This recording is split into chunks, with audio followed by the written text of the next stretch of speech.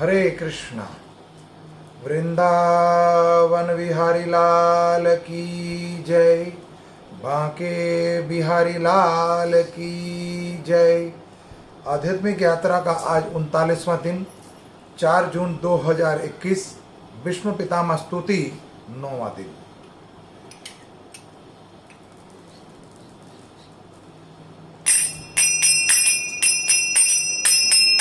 जय राधा माधवा कुंज बिहारी, जय राधा माधवा कुंज बिहारी, जय गोपी जन वल्लभा गिरवरधारी, जय गोपी जन वल्लभा गिरवरधारी, यशोदानंदन ब्रज जन रंजन, यशोदानंदन ब्रज जन रंजन, यमुना तीरा वनचारी, यमुना तीरा वनचारी। हरे कृष्णा कृष्णा कृष्णा हरे हरे, हरे राम राम राम हरे हरे, हरे कृष्णा कृष्ण कृष्ण हरे हरे, हरे राम राम राम हरे हरे, हरे कृष्णा कृष्ण कृष्ण हरे हरे, हरे राम राम राम हरे हरे।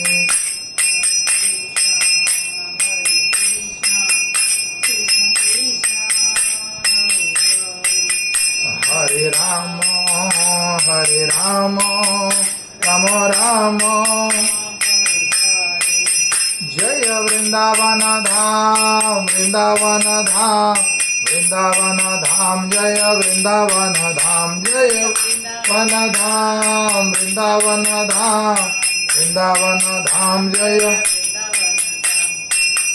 जय कृष्ण बलराम कृष्ण बलराम कृष्ण बलराम, जय कृष्ण बलराम, जय कृष्ण बलराम कृष्ण बलराम कृष्ण बलराम, जय कृष्ण बलराम, जय गौरा निताय गौरा निताय गौरा निताय, जय गौरा निताय, जय गौरा निताय गौरा निताय गौरा निताय, जय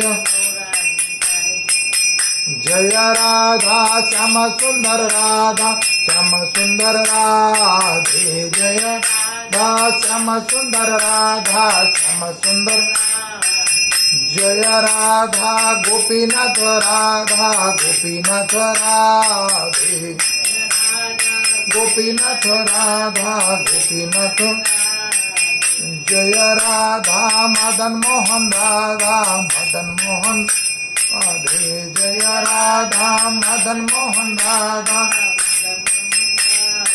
जय राधा गोविंद देव राधा गोविंद देव राधा, जय राधा गोविंद देव राधा,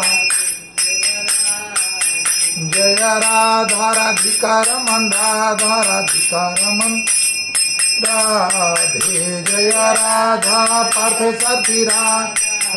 सारथी राधे, जय राधे श्याम राधे श्याम राधे श्याम, जय राम, जय सीताराम लक्ष्मण हनुमान सीताराम, जय जय राधा रमन लाल राधे, जय राधा रमन लाल राधा, जय जगन्नाथ जय बलदेव जय सुभद्रा, जय जय श्रील प्रभुपाद प्रभुपाद प्रभुपाद जय जय गुरुदेव गुरुदेव गुरुदेव निताई गौर प्रेमानंदन हरि हरि बोल। जय ओम विष्णुपाद परमहंस परिवाजकाचार्य अभय चरण विंद भक्ति वेदांत स्वामी श्रील प्रभुपाद की जय। स्कॉन फौंडाचार्य जगत गुरु श्रील प्रभुपाद की जय। जय ओम विष्णुपाद परमहंस परिवाजकाचार्य भक्ति सिद्धांत सरस्वती गोस्वामी ठाकुर श्रील प्रभुपाद की जय। नामाचार्य श्री हरिदास ठाकुर की जय। प्रेम से कहो जय श्री कृष्ण चैतन्य प्रभु नित्यानंद श्री अद्वैत गदाधर श्री वासवादि गौर भक्त बिंद की जय। श्री श्री राधा कृष्ण गो गोपीनाथ श्याम कुंड राधा कुंड गिरी गोवर्धन धाम गंगा मई यमुना मई नवदीप मायापुर धाम पुरुषोत्तम क्षेत्र जगन्नाथपुरी धाम जगन्नाथ बलदेव सुभद्रा महारानी की जय। रुक्मणी द्वारिकाधीश की जय। द्वारकापुरी धाम की जय। सीताराम लक्ष्मण लाल हनुमान अयोध्यापुरी धाम रामेश्वरपुरी धाम बद्रीनाथपुरी धाम ब्रजमंडल 84 कोसी धाम की जय। चित्रकूटपुरी धाम की जय। अनंत कोटि वैष्णव विंद की जय। निताई गौर प्रेमानंदन हरि हरि बोल हरि हरि बोल। ओम नमो भगवते वासुदेवाय। ओम नमो भगवते वासुदेवाय। ओम नमो भगवते वासुदेवाय। ओम नमो भगवते वासुदेवाय। नारायणं नमस्कृत्यं नरं चैव नरोत्तमं देवीं सरस्वती व्यासं ततो जयमुदीरयं। नष्टप्रायं सुभद्रेषु नित्यं भागवतं सेवया भगवते उत्तम श्लोके भक्तिर्भवति नैष्टकी। कृष्णाय वासुदेवाय देवकी नंदनंदनाय च नंदगोपकुमाराय गोविंदाय नमो नमो। हरे कृष्णा। भागवतम प्रथम स्कंद अध्याय 9 श्लोक संख्या 32। श्री भीष्म उवाच। अब तक भीष्मदेव अपने पड़ पौत्र को सारी शिक्षाएं दे रहे थे। तदुपरांत अपने भगवत धाम जाने की अब तैयारी कर ली है। तो अब भीष्मदेव भगवान से प्रार्थना कर रहे हैं। इसलिए यहाँ पर भीष्म स्तुति भीष्म उवाच इति मति रूपकल्पिता वितृष्णा भगवती सात्वा पंगुवे विभुम्निं स्वसुखं पंगवेते कंचित द्रिहुतम् प्रकृतिं प्रयंसि यद्भव प्रवाहमा इति मति रूपकल्पिता वृतृष्णा भगवती सात्वा पंगवे विभुम्नं स्वसुखं पंगते कंचदीहुतं प्रकृतिं प्रयसि यद्भवा प्रवाह इति मति रूपकल्पिता वितृष्णा भगवती सात्वा पंगुवे विभुम्नं स्वसुखं अपंगते कंचित द्रेहुत प्रकृतिं प्रयोसि यद्भवा प्रवाह। तात्पर्य और अनुवाद जगत गुरु श्रील प्रभुपाद जी के द्वारा। अब शब्दार्थ। भीष्म उवाच भीष्मदेव ने कहा। इति इस प्रकार। मति सोचना विचारना तथा चाहना। उपकल्पिता नियुक्तम करना, वितरणा समस्त इंद्रिया इच्छाओं से मुक्त, भगवती भगवान में, सात्वता सात्वपंगुवे भक्तों के नेता में, विभुम्ना परम स्वसुखम आत्मतोष उपगते प्राप्त हुए, कंचिता कभी कभी, वही त्रुमा दिव्य आनंद से, प्रकृतिमा भौतिक जगत में, उपयुसी स्वीकार करें, यत भवा जिनसे सृष्टि, प्रवाहमा बनी है तथा विनष्ट होती है। विष्णुदेव ने कहा, अभी तक मैं जो सोचता था और जो अनुभव करता तथा जो सोचता था वह विभिन्न विषयों तथा वृत्तियों के अधीन था, किंतु उसे अब मैं परम शक्तिमान भगवान श्री कृष्ण में लगाता हूँ। वे सदैव आत्मसंतुष्ट करने वाले हैं, किंतु कभी कभी भक्तों के नेता होने के कारण ये भौतिक जगत में अवतरित होकर दिव्य आनंद लाभ करते हैं। यद्यपि ये सारा भौतिक जगत उन्हीं के द्वारा सृजित होता है। ओम अज्ञानम तिमिरम ध्यानस्य ज्ञानजनाशलाकया चक्षुरूपम येन तस्मै श्री गुरुवे नमः। श्री चैतन्य मनोभृष्टं स्थापितं येन भूतले स्वयं रूपं कदा ददाति स्वयं पदात्कितं। वंदे श्री गुरु श्री युद्ध पद कमलम श्री गुरु वैष्णवं च श्री रूप सांग्रजातम सहगण रघुनाथतम सजीवम श्राद्धते तम सावधूतम परिजन सहित कृष्ण चैतन्य देवम श्री राधा कृष्ण पदारम सहगण ललिता श्री विशाखा। हे कृष्णा करुणा सिंधु दीन बंधो जगत पते गोपेश गोपिका कांता राधा कान नमस्तुते। तप्त कांचन गौरांगी राधा वृंदावनेश्वरी वृषभानु सुत देवी प्रणमामि हरि प्रियाय। वांछा कल्पतरुभक्षा कृपा सिंधु एव च पतितानां पावनेभ्यो वैष्णवेभ्यो नमो नमो। नमो विष्णुपदाय कृष्ण पृष्ठाय भूतले श्रीमते भक्ति वेदांता स्वामी नामिने। नमस्ते सरस्वती देवे गौरवाणी प्रचारणे निर्विशेष शून्यवादी प्राश्चता देश तारणे।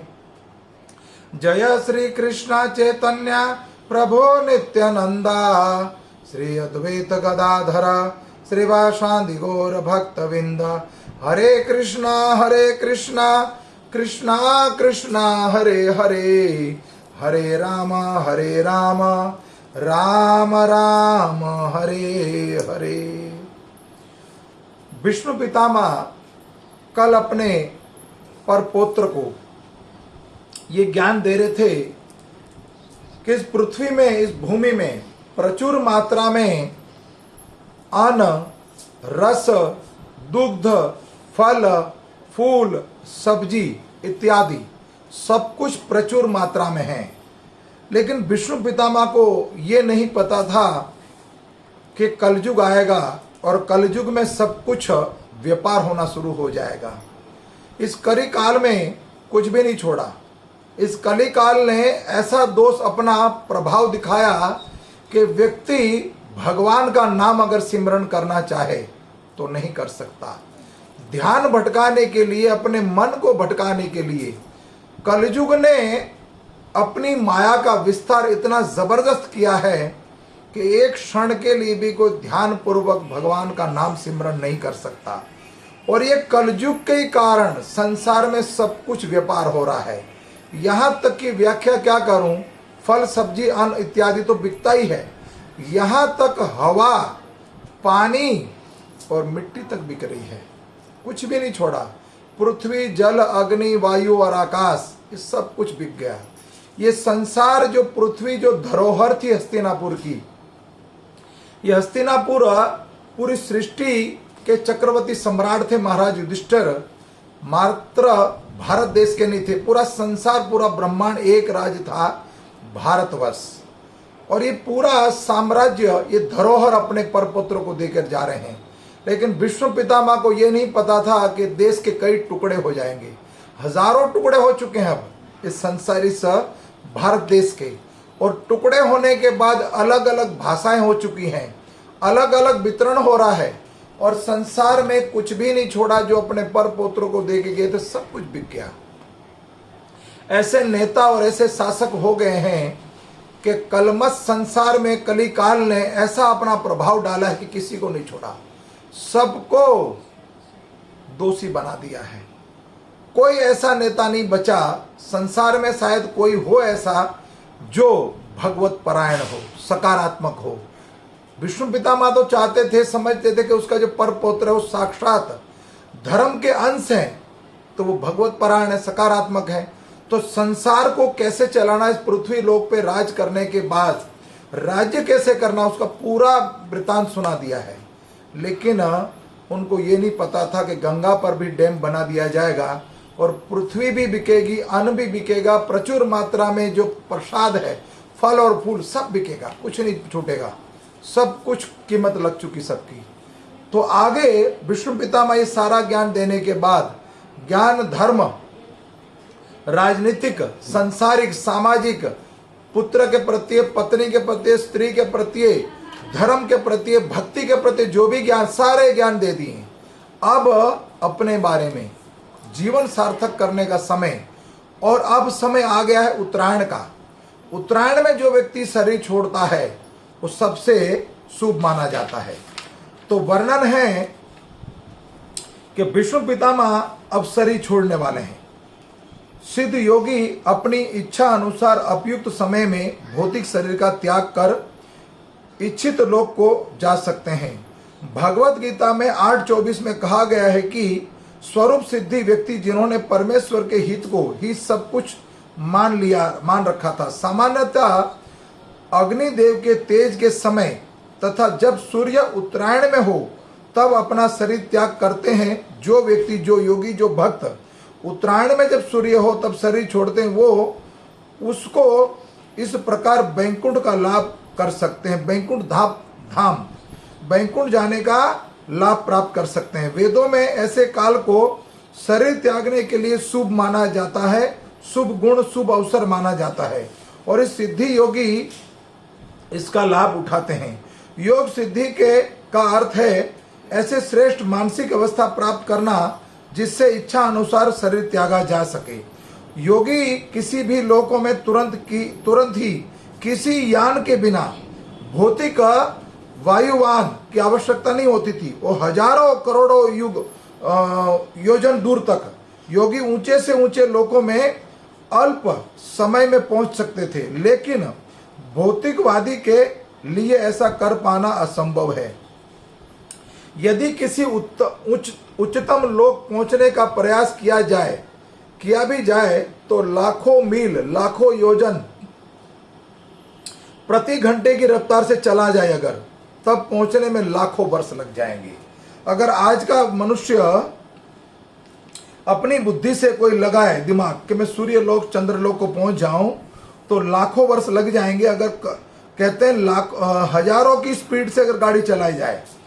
और एक भिन्न विज्ञान है, और विष्णुदेव इसका सदुपयोग करना जानते थे, और वे अपना शरीर छोड़ने के लिए उपयुक्त समय की प्रतीक्षा में थे। और वह समय, श्रवण समय, तब उपस्थित हुआ जब वे अपने पुत्र पांडवों को उपदेश दे रहे थे। उसी प्रकार उन्होंने पूज्य भगवान श्री कृष्ण पूर्ण आत्मा पांडव तथा भगवान व्यास आदि मर्चों के समक्ष अपना शरीर त्यागने की तैयारी कर ली। तत्पश्चात उसी व्यक्ति ने जो हजारों अर्थों से युक्त विभिन्न विषयों पर बोलता था तथा हजारों योद्धा से लड़ चुका था और हजारों व्यक्तियों की रक्षा कर चुका था, बोलना बंद कर दिया। उसने समस्त बंधन से पूर्णतः मुक्त होकर अत्यंत अनियंत्र से अपना मन हटाकर अपने खुले नेत्रों से को उन आदि भगवान श्री कृष्ण पर टिका दिया, और जो उनके समक्ष खड़े थे और जो 4 भुजाओं वाले थे और चमचमाते हुए पीताम्बर को धारण किया हुआ था। देखिए, विष्णु पितामह को इच्छा मृत्यु का वर था, इसलिए उनके पास तो ऑप्शन था या अवसर था कि वो सब तरफ से अन्यंत्र का मतलब समाज में, परिवार में, संपत्ति में जो उसकी मन और जिज्ञासा थी वो सब कुछ हटा दिया और हटाकर मन कहाँ लगाया? कृष्ण की ओर, जो उनके समक्ष खड़े थे। कैसे सौभाग्यवान थे वो कि साक्षात भगवान अंतिम यात्रा के समय आ गए। तो अपना भौतिक शरीर त्यागते समय भीष्मदेव ने मनुष्य जीवन के महत्वपूर्ण कार्य से संबंधित यशस्वी उदाहरण प्रस्तुत किया और मरते हुए व्यक्ति को जो विषय जितना आकर्षित करता है वह अगले जीवन का शुभारंभ बनता है। अगर हमारी मृत्यु के समय कहीं जिज्ञासा, कहीं मन, इच्छाएं जो अटक जाती हैं तो अगले जीवन का शुभारंभ करता है वो। हमारी इच्छा से अगला जन्म प्राप्त होता है हमें, इसीलिए विष्णु पितामह ने अगला जन्म चाहते ही नहीं थे वो, इसीलिए अपनी मति को, अपनी दृष्टि को कहाँ टिकाया? साक्षात गोविंद के चरणों में। अतएव यदि कोई परमेश्वर को विचारों में लीन रहता है तो वह अवश्य ही भगवान के पास जाता है। उसकी पुष्टि भगवत गीता में 8वें अध्याय में 5वें श्लोक से लेकर 15वें श्लोक तक इसका वर्णन है। आप लोग इसको पढ़ लीजिएगा, तात्पर्य बहुत लंबा है इस श्लोक का। इसीलिए अब 32वें श्लोक का हम तात्पर्य पढ़ते हैं। चूंकि भीष्मदेव एक राजनीतिक कुरुवंश के मुखिया, महान सेनापति तथा क्षत्रियों की अग्रणी थे, अतएव उनका मन अनेक विषयों में बटा रहता था। अब देखो, इतना सब कुछ होने के बाद चक्रवर्ती सम्राट थे वो, उनके सेनापति थे हस्तिनापुर के, तो संसार में कितना मन लगा होगा। लेकिन ऐसा योगी कोई महायोगी जो सौभाग्यवान, सन्मति और संपत्ति जिसके पास आ जाए, उसको पता था कि संपत्ति में कुछ भी नहीं धरा, लेकिन सन्मति थी उनके पास, तो तुरंत अपनी मति को भगवान के चरणों में लगाया और शरीर छोड़ने को तैयार हो गए। तब सब कुछ छोड़ दिया। और हम प्राय आज के समय में, जब हमें मृत्यु का ही नहीं पता कब मृत्यु आएगी, अकस्मात होगा, एक्सपायरी डेट है, तत्काल टिकट कटा हुआ, लेकिन किसी को डेट नहीं पता। लेकिन विष्णु पितामह और परीक्षित महाराज, ऐसे सबको अपनी मृत्यु का पता था, इसलिए भगवत धाम की प्राप्ति हुई। और उसका जो उनका ध्यान सब जगह बटा रहता था और उनका चिंतन, अनुभूति तथा उनकी इच्छाएं विभिन्न बातों में लगी रहती थी।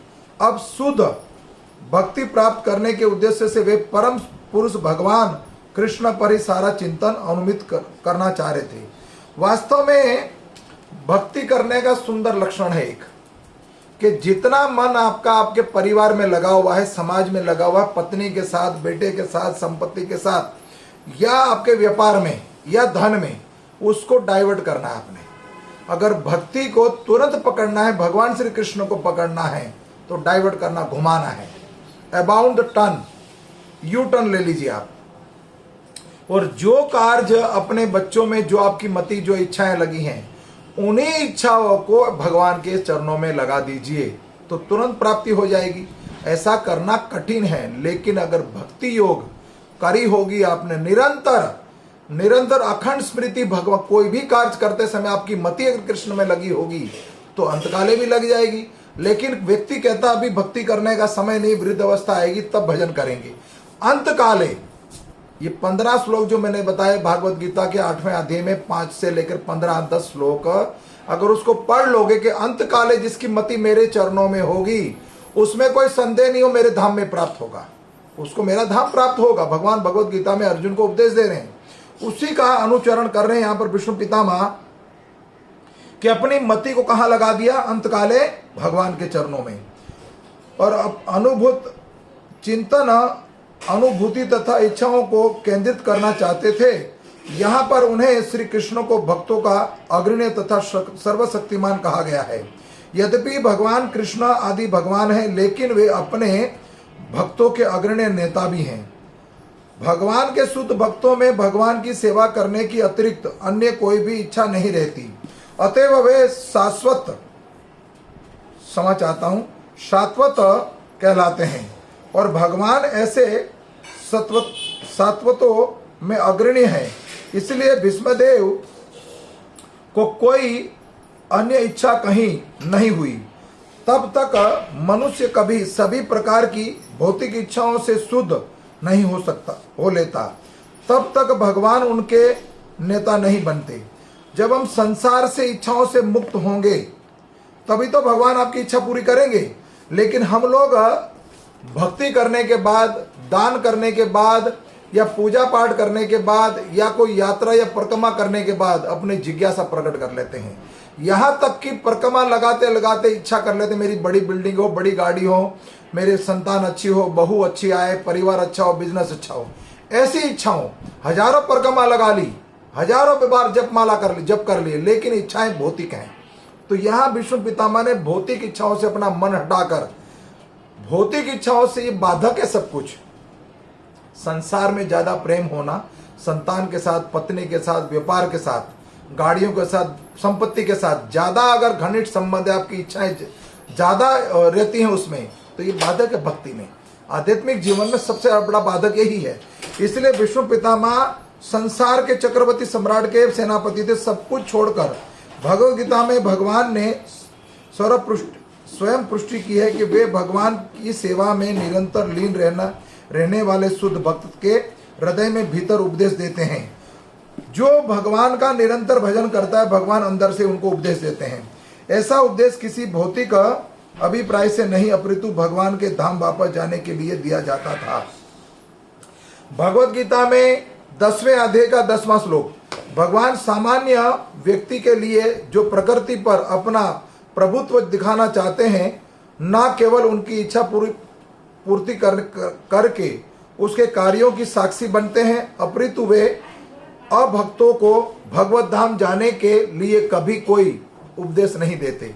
जो व्यक्ति भजन करके, भक्ति करके, पूजा पाठ करके जो ऐसी इच्छाएं करता है, तो भगवान उसके साक्षी गवाही होते हैं। भगवान कहते हैं कि मैं तेरा गवाह हूं, तूने भौतिक संपत्ति मांगी है, भौतिक इच्छाएं मांगी है, तो मैं कैसे तुझे दूंगा। तो वे भक्तों को भगवत धाम जाने की लिए कभी कोई उपदेश नहीं देते। लेकिन अगर निरंतर उसकी अखंड स्मृति है, निरंतर कोई भी कार्य कर रहा है, लेकिन मति उसकी कृष्ण की सेवा में लगी है, सब कुछ कृष्णमय है, तो अंतकाले भगवान आएंगे। तो विभिन्न जीवों भक्तों तथा अभक्तों के साथ भगवान के आचरण में यही अंतर है। वे समस्त जीवों के अग्रणी ही है। विष्णु पितामह उनके अनन्य भक्त थे, इसलिए विष्णु पितामह के पास स्वयं भगवान चल के गए। यम के दूत नहीं आए या यमराज नहीं आए, कितने ऋषि मुनि आए उनका प्रयाण, भगवत प्रयाण देखने के लिए। कैसा कोई विरला भक्त है जिसको देखने के लिए साक्षात भगवान आए हैं। भीष्म जैसा संत, भीष्म जैसा सेनापति और भीष्म जैसा प्रतिज्ञा लेने वाला न संसार में कोई होगा, न आने वाले समय, न हुआ है न होगा। एक ही हुआ है मात्र, शांतनु पुत्र गंगा पुत्र भीष्म, ऐसा दूसरा कोई हो नहीं सकता। जिस प्रकार राजा बंदियों तथा स्वतंत्र नागरिकों का समान रूप से शासक होता है, जैसे कोई कारागृह में बंद है और कोई आजादी खुले स्वतंत्र जी रहा है, तो नियम सबके लिए एक जैसे हैं और एक समान रूप से नागरिकता मिलती है सबको। लेकिन भक्तों तथा अभक्तों के प्रति उनके व्यवहार भिन्न भिन्न होते हैं। अभक्त लोग भगवान से कभी भी कोई उपदेश ग्रहण करने की परवाह नहीं करते, इसीलिए वे उसके विषय में मौन बने रहते हैं। यद्यपि वे उनके सारे कार्यों के साक्षी रहते हैं, बनकर रहते हैं, उन्हें इच्छा अच्छा या बुरा फल देते रहते हैं। देखिए, मनुष्य को इस बात का ज्ञात होना चाहिए कि हम जो भी कर्म करते हैं, हम जो भी कार्य करते हैं, उसका गवाही भगवान है। जैसे पंचभूत शरीर है, ये पंचभूतों से शरीर बना हुआ है। हम जब भी कोई अच्छा काम करते हैं, कहीं दान देना, पुण्य करना, परिक्रमा लगाना, या बिहारी जी का फूल बंगला बनवाना, या कहीं प्रसादम करना, या गौशाला में जाके चारा डालना, ये जब कर्म करते हैं तब हम देखते हैं भगवान, कोई मन्नत मानते हैं या कोई हम भगवान के आगे प्रार्थना या अरदास, तब हम देखते हैं कि भगवान सब कुछ देख रहा, सब कुछ सुन रहा है। लेकिन जब हम कुछ पाप कर्म करते हैं तब कहते हैं भगवान कुछ भी नहीं देख रहा। लेकिन भगवान निरंतर 24 घंटे हमारे हृदय में शिरोदक्षा विष्णु के रूप में साक्षात विराजमान है। और पंचभूत में 5 बॉडी जो है, पृथ्वी, जल, अग्नि, वायु और आकाश, ये तो विद्यमान है, इस सबकी बॉडी है, सब गवाह हैं। अगर ये पांचों कुछ कपट कर लेंगे, लेकिन भगवान कहते हैं परम आत्मा मैं भी बैठा हूं बीच में, जो हमने कर्म करे उसका फल, और जो हमने इच्छाएं करी उसका फल हमें भोगना पड़ता है। मनुष्य का प्रारब्ध ही अगला जन्म प्रकट करता है। इसलिए भीष्म पितामह का प्रारब्ध ऐसा था, उनके कर्म, वो भगवत परायण व्यक्ति थे, वो निरंतर भगवान की सेवा में लगे थे। पांडवों के समक्ष जब युद्ध लड़ रहे थे, लेकिन भगवान के समक्ष लड़ रहे थे, भगवान के विमुख नहीं थे, तो निरंतर भगवान का भजन कर रहे थे। अब शरीर छूटने का समय आ गया, उत्तरायण का समय है, मकर संक्रांति को उत्तरायण बोलते हैं। तो अगर मकर संक्रांति के दिन उत्तरायण के समय कोई शरीर छोड़ता है तो कोई संदेह नहीं है उसमें कि गोलोक धाम का उसको वास मिलेगा। ये प्रमाण है यहां पर। इसीलिए भक्तगण उच्च इस भौतिक इच्छाएं अच्छाएं बुराई से परे रहते हैं, वे आध्यात्म पथ पर अग्रसर होते रहते हैं, अतएव उन्हें किसी प्रकार की कोई भौतिक इच्छा नहीं रहती। भक्त ये भी जानता है कि कृष्ण ही आदि नारायण है, क्योंकि भगवान श्री कृष्ण ही अपने पूर्ण अंशा अवतार में कारणोदक्षा विष्णु के रूप में प्रकट होते हैं, जो सारी भौतिक सृष्टि के मूल उच्च है। भगवान अपने शुद्ध भक्तों के साथ संगति करने के भी इच्छुक रहते हैं, और उन्हीं के लिए वे इस धरा पर अवतार लेकर उन्हें जीवन दान देते हैं। भगवान सर्व इच्छा से प्रकट होते हैं और वे प्रकृति के परिस्थितियों से बाध्य नहीं होते, अतएव उन्हें विभु या सर्व शक्तिमान कहा जाता है, क्योंकि वे प्रकृति के नियमों से कभी नहीं बनते। तो यहाँ पर वर्णन, जो शास्त्र में वर्णन दिया गया है भगवान श्री कृष्ण का, कि वो आदि नारायण है, सर्वज्ञ है। अगर कभी गुरुकुल गए हो, कभी भगवत क्लास सुनी हो, कभी भागवत पढ़ा हो, कभी गीता, कभी रामायण, भक्तों का संग करा हो, ग्रंथ भागवत और भक्त भागवत, तो अंत काले भगवान याद आएंगे। अन्यथा क्या होगा, संसार में लिप्त अगर 24 घंटे निरंतर काम ही काम, अगर निरंतर परिवार के साथ बिजनेस में, व्यापार में, धन में अगर निरंतर उसमें लगा रहेगा, तो अंत काले क्या होगा, पतन होगा, और पुनः दोबारा इस मृत्यु लोक में, भव लोक में गिरना पड़ेगा, भवकूप में। इसलिए मनुष्य देह प्राप्त हुआ दुर्लभ शरीर, तो क्यों ना जीवन को सार्थक कर ले। पहले करो सत्कार, फिर करो पर उपकार, कभी घड़ी घड़ी में से, आधी आधी में से पुण्याद। ये भजन करने का अवसर मिला है हमें, ये बॉडी मिली है भगवत कमाई करने का, कोई सत्य कमाई कर लीजिए, दोबारा ये अवसर प्राप्त नहीं होने वाला। ये शरीर जो मिला है ये भगवत प्राप्ति करने के लिए है, हरिनाम धन संग्रह करने का, दिव्य धन संग्रह करने का अवसर प्राप्त हुआ है।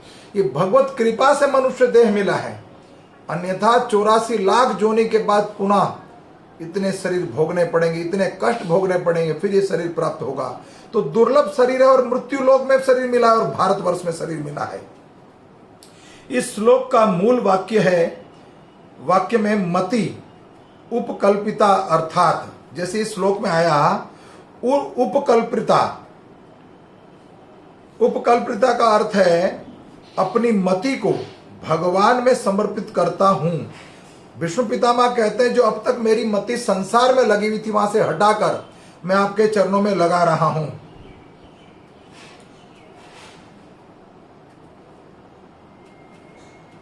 भगवान श्री कृष्ण यदु वंश के शिरोमणि हैं, और उनमें विष्णु पितामह अपनी मति अर्पित कर रहा हूं। संस्कृत में उपकल्पिता का अर्थ है विवाह भी होता है। श्री विश्वनाथ चक्रवर्ती ठाकुर कहते हैं, अर्थ करते हैं कि विष्णु पितामह कहते हैं कि मैं अपनी कन्या अर्थात अपनी बुद्धि का विवाह यदुवंश के विभूषण श्री कृष्ण से कर रहा हूं। जब कोई कन्या किसी के प्रति समर्पित हो जाती है तो उसी के साथ रहती है, उसी की सेवा करती है। भाव यह है कि मैं अपनी बुद्धि को समर्पित कर रहा हूं, जो बिल्कुल निष्कपट निष्काम है, उसमें कोई भी कामना नहीं है, केवल श्री कृष्ण की सेवा करने की ही कामना है।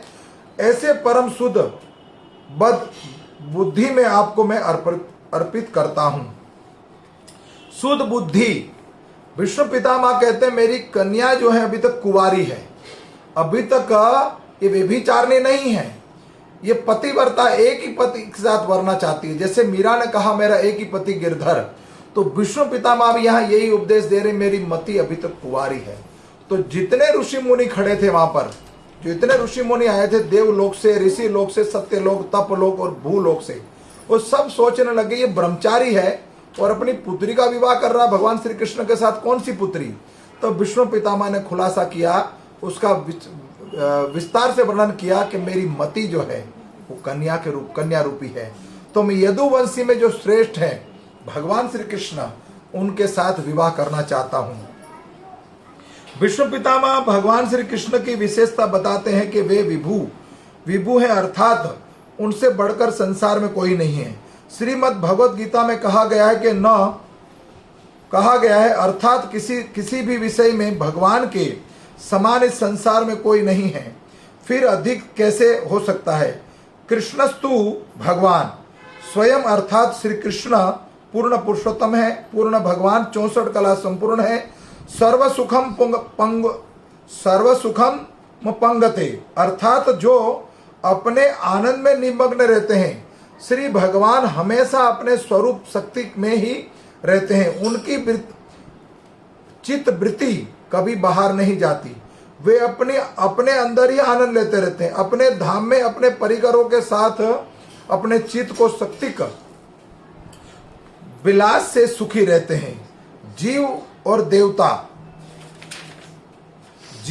देवता माया के द्वारा रचे जाते हुए पदार्थों में सुख मनाते हैं। देह को मैं मानकर प्रकृति के द्वारा दिए हुए वस्तुत्व सुख मान बैठते हैं। ये देह जो प्रकृति के द्वारा देह प्राप्त हुआ है उसी में सुख मानते हैं। चाहे 84 लाख योनि में चाहे पशु का शरीर मिल जाए, शुकर और कुकर का मिल जाए, वो अपने परिवार में खुश रहता है। कुएं का मेंढक कभी उससे बाहर निकले तो पता लगे कि इसके ऊपर भी कोई लोक है, जिसको कहते हैं सुखालय, गौलोक धाम। उन्हीं को भोगना चाहता है जिस शरीर में रहता है। जीव को हमेशा कोई ब्राह्मण चीज चाहिए ही नहीं, श्री कृष्ण को इसकी कोई जरूरत ही नहीं है। ये बाहर से आनंद नहीं पाते, बल्कि ये उन्हीं के आनंद के विकरण होता है, जिससे सूर्य को दीपक की जरूरत नहीं होती। सारी गर्मी उष्मा सूर्य से ही निकलती है। इसी तरह संसार में या स्वर्ग में जो भी आनंद या सुख का अनुभव कोई मनुष्य या देवता करते हैं, वो सब भगवान श्री कृष्ण की ही से निकलता है। भगवान श्री कृष्ण सच्चिदानंद धन है। यदि कोई भगवान के भक्त श्री विग्रह लीला नाम प्रसाद या किसी भगवत संबंधित चीज में संपर्क करे तो वह आनंदमयी हो जाता है। यहाँ यह भी वर्णन आया कि कोई व्यक्ति अगर सुंदर स्त्री के साथ अटैचमेंट है ज्यादा, या सुंदर पुरुष, या ज्यादा धन संपत्ति, बिजनेस, व्यापार, अपने शरीर, कोई ज्यादा अधिक सब कुछ है, तो यहां उसको ये सोचना चाहिए, रियलाइज करना चाहिए, मैं अगर इतना सुंदर हूं, मेरी पत्नी, मेरी बेटी, फलानी स्त्री, फलाना पुरुष, ये धन, ये संपत्ति, अगर ये सुंदर सब कुछ है, तो उसको बनाने वाला कितना सुंदर होगा, वो देने वाला, जहां से प्रोडक्शन हुई है, सर्वशक्तिमान कृष्णस्तु भगवान, अनंत कोटि ब्रह्मांड के नायक जो हैं, वो कितना धनवान होगा, कितना सौंदर्य होगा उनके पास। सब कुछ तो उन्हीं की रचना है। ये कोई सुंदर स्त्री या सुंदर पुरुष पंच महाभूत से तो बनी है वो, लेकिन वो बनाने वाला कितना सुंदर होगा। कभी ये अनुमान, कभी ये रियलाइज करो, तो अगर ये रियलाइजेशन होगा तो अंतकाले भगवत प्राप्ति होगी। आपको मानना है मात्र कि कृष्ण भगवान है। अतः आनंद चाहिए तो भगवान श्री कृष्ण के संपर्क में अवश्य आना पड़ेगा। भगवान के संपर्क में आने का अर्थ है भगवान की लीला नाम धाम, श्री विग्रह और भक्तों का संग करना। कोई भी जीव थोड़ा सा भी सुख का अनुभव कर रहा है तो वह प्रकृति के दिन दिए हुए पदार्थों के द्वारा ही कर रहा है। भगवत गीता में भगवान कहते हैं कि माध्यवे क्षण प्रकृति सूर्यते सचराचः, जब मैं प्रकृति को देखता हूं तो वह चर अचर जीवों को उत्पन्न करने में और उनकी सारी आवश्यकताओं को देने में समर्थ हो जाती है। देखिए व्याख्या बहुत लंबी है। अभी विष्णु पितामह कह रहे हैं कि ऐसे तो भगवान हमेशा अपने धाम में आनंद में रहते हैं, लेकिन कभी कभी इन जीवों को हित के लिए अपनी बहिरंगा शक्ति पर दृष्टिपात करते हैं, और ऐसे भगवान को विष्णु पितामह अपनी बुद्धि समर्पित कर रहे हैं। बुद्धि समर्पित करने का अर्थ है अपनी बुद्धि से यह समझना कि श्री कृष्ण ही सब कुछ सर्वज्ञ है। अपनी मति से किसी और को चिंतन करने की आवश्यकता नहीं है। किसी को चित्त में नहीं आने दूंगा। मति और बुद्धि में थोड़ा सा अंतर है। मति का अर्थ है किसी चीज को कुछ मान्यता देना। विष्णु पितामह यदुवंशी शिरोमणि श्री कृष्ण को सबसे सर्वश्रेष्ठ मानते हैं। श्री मधुसूदन सरस्वती जी शंकराचार्य संप्रदाय के एक सुप्रसिद्ध सन्यासी थे।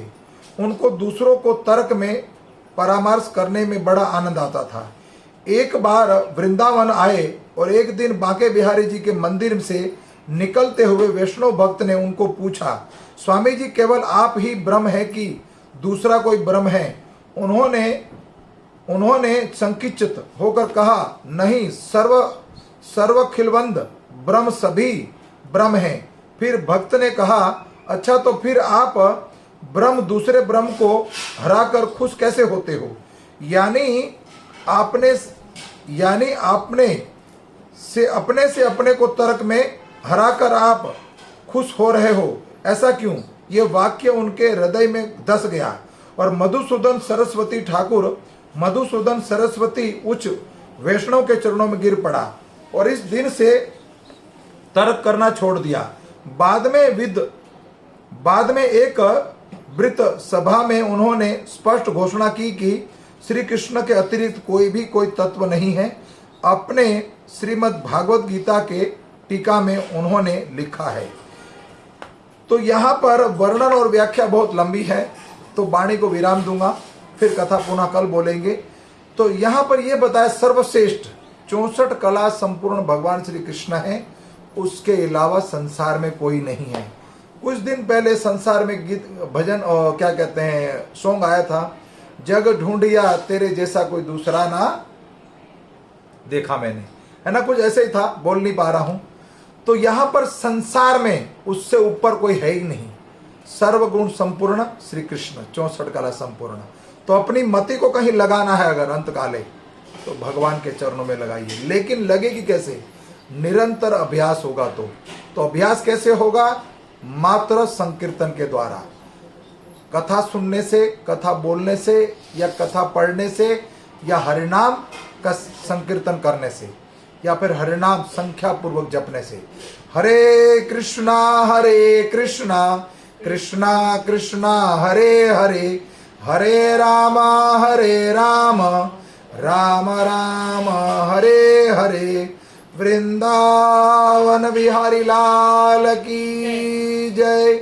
जगत गुरु श्रील प्रभुपाद की जय। गुरु महाराज गुरु परंपरा की जय। धन्यवाद। कथा में कोई त्रुटि रह गई हो तो क्षमा चाहता हूँ। हरे कृष्णा।